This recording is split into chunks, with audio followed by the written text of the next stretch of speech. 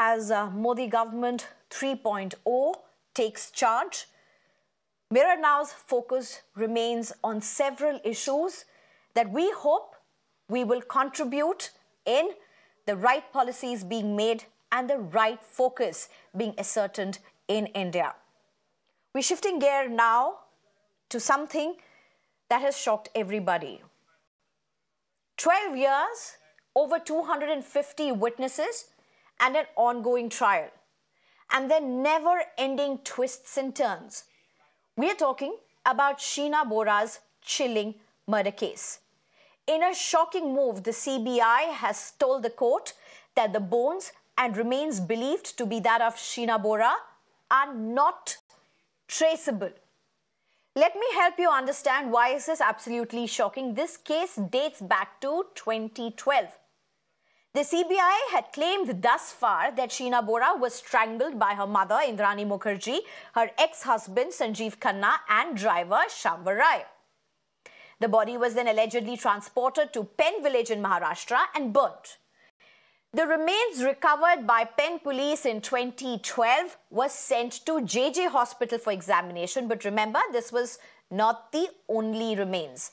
In 2015, the Khar police recovered more remains that CBI believes also belong to Sheena Bora.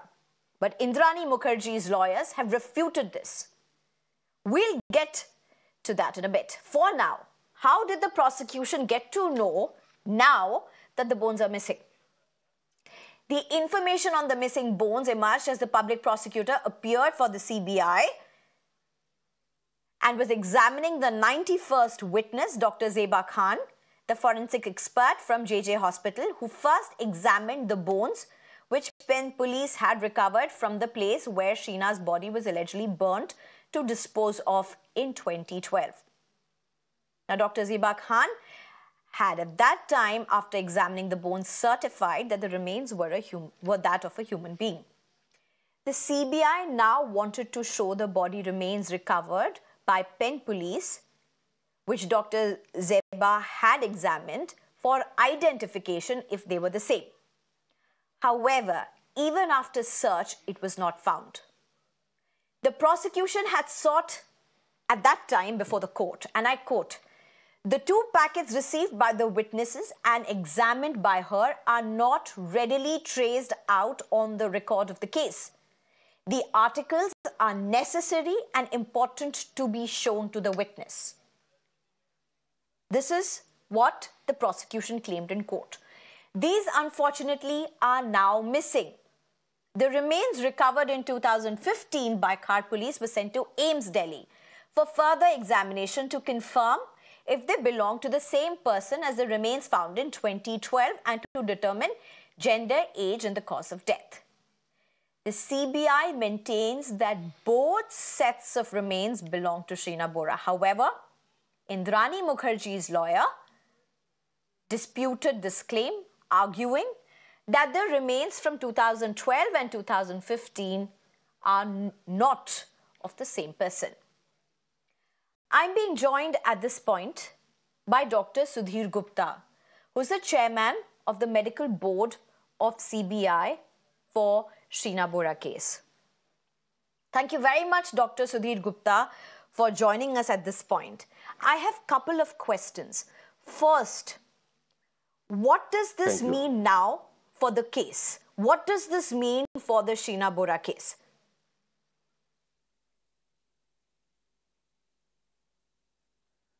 First of all, I would like to explain for your viewers and for you also, because forensic practice is a very complicated issue. People doesn't understand the value of the evidences.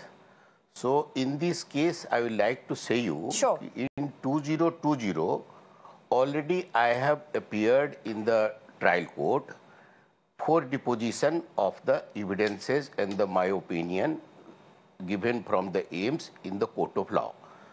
And in the process of examining the opinion, there is a cross-examination also. So two sets of the lawyers, one from Mrs. Indrani Mukherjee and one from Mr. Peter Mukherjee, and they were a prominent lawyer of the Mumbai, have cross-examined me as well as examined by the public prosecutor of the CBI before the trial court and the judges. Okay. Hence, the issue Okay. of the identification of Sheena Bora as well as the cause of death and various examinations bone has been produced before me by CBI prosecutor, and all were examined before two parties, and the whole statement were recorded before the court.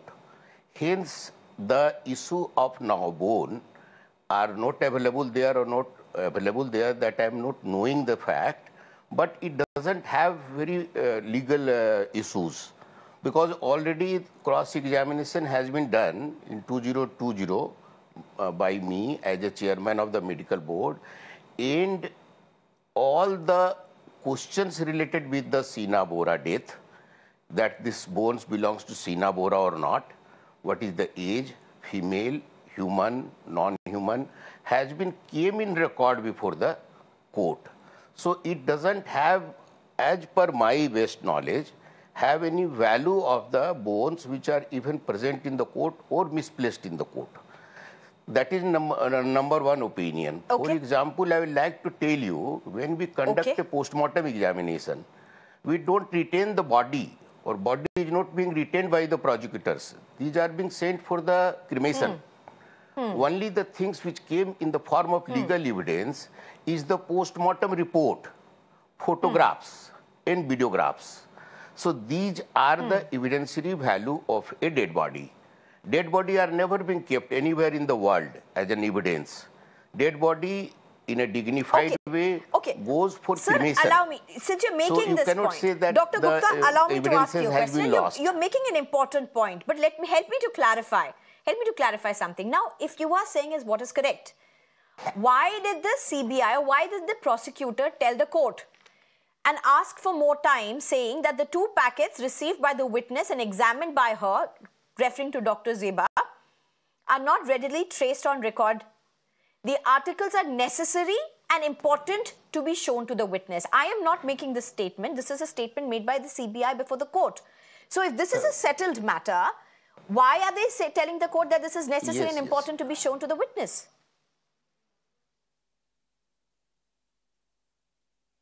No, you are right in raising the question, because the case has not come to a conclusion from the judiciary. So any time the things when crop up, it makes a legal value. Before that, I will come on this your question. I would like to explain you about the case, because many people doesn't know about the case. Sometimes comes in media that she is alive. It has not been conclusively proved that the skeleton remains part of the Sheena Bora. So I would like to clarify for the people at large, because forensic issues always create a confusion, and things come in between of question mark and dilemma. Here, two sets of bones, two different people were recovered by Mumbai police. Mumbai police has brought all the bones to JJ Hospital. JJ Hospital has constituted a medical board under a very competent doctor, and they were of the opinion that they belongs to two sets of the people. In between, the case has been transferred to CBI. Then CBI came to AIMS and asked for a competent constitution of medical board. Then our team has gone to Mumbai. And in Mumbai, we have discussed with the doctors of JJ hospitals and examined the bones. And then the CBI brought all the bones to AIMS. So the opinion from the JJ hospital, for which you are quoting, some doctor from JJ hospital has gone for deposition. So there were certain issues which were not clarified by the JJ hospital doctors. Number one was that what is the age of the skeleton, and whether these two sets of bones are the two people or one people. So we clarified that. They have given the age in the range. So we clarified these 2 points. These are the two peoples. One is of Sheena Bora, which has been conclusively beyond doubt, has been established by the DNA report. DNA report was such a conclusive that it cannot be doubted all over the world. Hence, she is alive or dead many times come in media. But that's only for one. That is only for one don't set. understand that this has never been clarified. So, there were two sets, one set belonging to Sheena Bora, and there was a confusion of the age. She was, at the time of death, she was of 23-year-old. So, the range of the age were given by JJ Hospital was 18 to 25. So, this was again a confusion. So, we have applied, there is a methodology of Suchi-Brock methodology, we say, or Tanner-White methods of the European methods. So, we have applied these two advanced methods, and conclusively we have given the age is 23. So, a skeletal, one minute I will clarify you. So, a skeleton belongs to Sheena Bora, number one, because of the resemblance of the body structure, age, as well as DNA. And there was another important questions which couldn't be answered by JJ Hospital, was that what is the cause of death? So, by examining a skeletal bones, here you will find an interesting thing. A human body has 206 bones. In this case, around Dr. Sudhir Gupta, you're making important points, but would you allow me a few minutes, because I've stayed with you for a very long time, Dr. Sudhir Gupta. I'm also being joined by Vikram Singh, who's a former DGP of Uttar Pradesh. Allow me a few minutes to go to him and I will return to you, because you're making some very important and valid points as well. Vikram Singh, if I can come to you at this point. What do you make out of this, Mr. Vikram Singh? This case has been so complicated. There have been so many twists and turns. Every few years, you have something that keeps cropping up. And now suddenly the prosecution is telling the court that the bones cannot be found. How unusual or usual is this? This is most unusual and bizarre, to say the least, and carelessness of the worst kind. A case should be registered under 409 criminal breach of trust, and also 201 destruction of evidence. This should be a case registered and a departmental inquiry to fix responsibility, that how could such a crucial piece of evidence be compromised. It was a high-profile case with the most deep accused, with most deep pockets and well-heeled accused. And therefore, the prosecution should have been absolutely more than careful and diligent to ensure the sanctity and the safety of the exhibits, which was not done and ensured. Therefore, there should be consequences, a criminal investigation, and after an FIR, and a departmental inquiry. But I do feel that the forensic examination has since been done, and the report of the forensic experts should be sufficient to nail the accused. But the fact of the matter is that this was a very crucial piece of evidence and should have been kept very, very carefully with all the precautions taken. But that was not taken. And therefore, my advice would be criminal case should be registered, responsibility fixed, and departmental action taken. Mr. Vikram Singh, and I of course have Dr. Sudhir Gupta with me. He's been talking about how, what you mentioned, he's been explaining how the forensic report has been submitted, how it's conclusive in its own way. But the fact also remains, Vikram Singh, that, you know, Indrani Mukherjee's lawyers have time and again contested the fact that the two sets of bones the remains that were recovered in 2012 as well as 2015 are not the same, and both are not of Sheena Bora. So while the forensic team is going to be saying XYZ, there's also Indrani Mukherjee's team that is saying ABC. Now, does the fact that these bones are missing, does it mean anything in this particular case? Because the CBI's version seems to suggest no. Sneha, it is a very crucial piece of evidence and it is case property. It is not a matter of choice or anybody's choice that one can lose just and say that we lost it. It is not done. It is case property, and losing such a sensitive piece of evidence should come with consequences. Now we have opened a Windows and a Pandora's box for Indrani Mukherjee's lawyers and the battery of lawyers to go in for the kill now, because we have given them an opportunity sitting down, and the prosecution is a lame duck now because they will not be able to produce, because they know it very well that this piece of evidence will not be available any longer, and therefore they will go in for the kill now. They have been caught on the wrong foot, and it will be very difficult for them to explain how did they manage to lose the case property. It wasn't their property, it was case property, and therefore they jolly well had ensured proper safety and security of the material. Okay. In fact, I'm going to be joined in a short while by Advocate Sana and Ranjit Singh. Vikram Singh, what you seem to be saying is so important because that's exactly what seems to be going to happen next. But allow me to go to Dr. Gupta. Dr. Gupta, you've heard a former top cop speak the way he has. While as a forensic expert, you are saying that there is a watertight case, at least from your part. But the truth remains that's from your part alone. It doesn't necessarily mean that the case is going to follow that line. And that's why you have an entire trial that is underway for 12 long years and we don't know how long more it is going to go. Does it worry you as a forensic expert that the set of bones that based on which your forensic report was created has gone missing? As a forensic expert, does that worry you?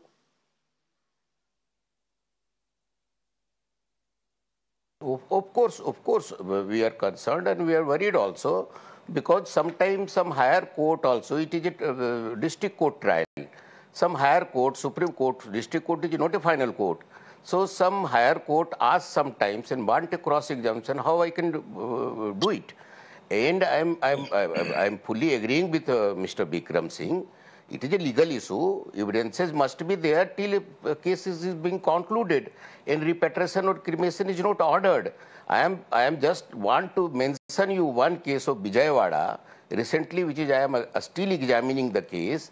High Court has suspended 3-4 court officials who were custodian of evidences and evidences were not found. It is also a high-profile case. So all evidences were missing, destroyed. What happened, we don't know. But 4 custodian court officers were suspended and a case of what Mr. Vikram Singh was saying has been registered in Vijayawada in a murder case. That is again CBI is investigating that case. We are giving opinion on that case. So I am concerned with the medical part, but the medical part is not a complete holistic legal conclusion. Legal conclusion for legal conclusion to settle the case to the highest court. Evidences which are submitted in a court must be kept in a safe custody. I am fully agreeing with this. And I am worried why such type of things are happening because our credibility also came in dock. That if sometimes some issues came, how we can again re-examine and give an opinion. Absolutely. Yes. Absolutely. Dr. Sudhir Gupta, thank you very much for joining us and for giving us perspective. Of course, huge questions that remain unanswered, but thank you very much for joining us, Dr. Sudhir Gupta.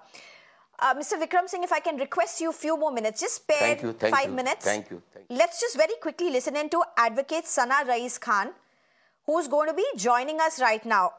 Advocate Sana Rais Khan is the lawyer who has represented Indrani Mukherjee at several instances. Including at the time when Indrani Mukherjee, she was part of the team when Indrani Mukherjee actually got her bail as well and at other stages as well. Advocate Sana Khan, thank you for joining us.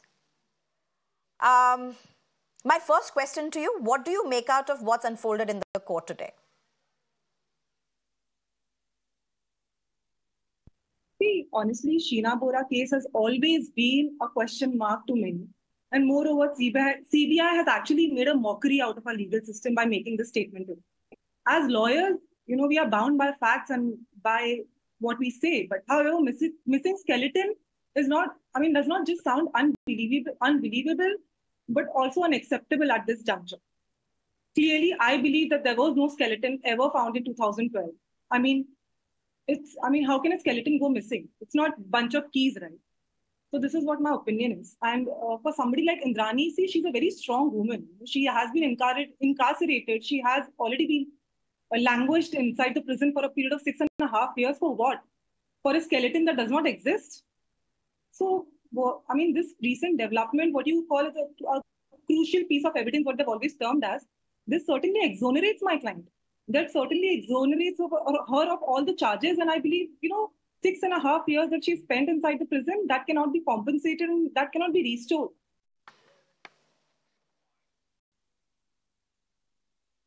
Okay. Advocate Sana Rais Khan, let me just ask you, and, we spoke to the forensic team, the chairman of the forensic team. He has gone ahead to say it's irrelevant at this point that the bones have been found or the bones are missing. He says the forensic report has been made, and for him, it's conclusive. In the absence of the bones, how can you make out a case? Because their case somewhere lies on the fact, their main allegation is that the body in 2012 and 2015 are the same bodies, right? So now, and CBI have themselves shot on their foot by making this statement, because they've destroyed their own case by making the statement, by insisting that, see, the fact remains that if the allegation, what they're saying, is true, then either they have lost half the body or full skeletal remains. And all this drama happened between Penn Police Station, Khar Police Station, CBI. So what? Ultimately, see, this is something which certainly exonerates her. I mean, obviously, what has happened during the course of trial, there have been so many inconsistencies that have already come on record till date. I mean, especially, you know, for example, like the main guy who's made a confession on the basis of which this whole case was built up has actually answered in negative and forgotten almost all the questions during the stage of his deposition. Thereafter, multiple inconsistencies, especially even taking into consideration the forensic evidence also. There are so many inconsistencies. But now, especially this, in the wake of something that has happened today, I believe this is something which destroys this case. I absolutely destroys this case. You know, because honestly, and I believe that she's been framed. I have always, I mean, even my client feels she's always been of the opinion that somebody very close to her has framed her in this. And you know, this concocted case has been built up in a way to actually frame her. But this whole new development somewhere, you know, is actually a testimony to the fact that the truth prevails.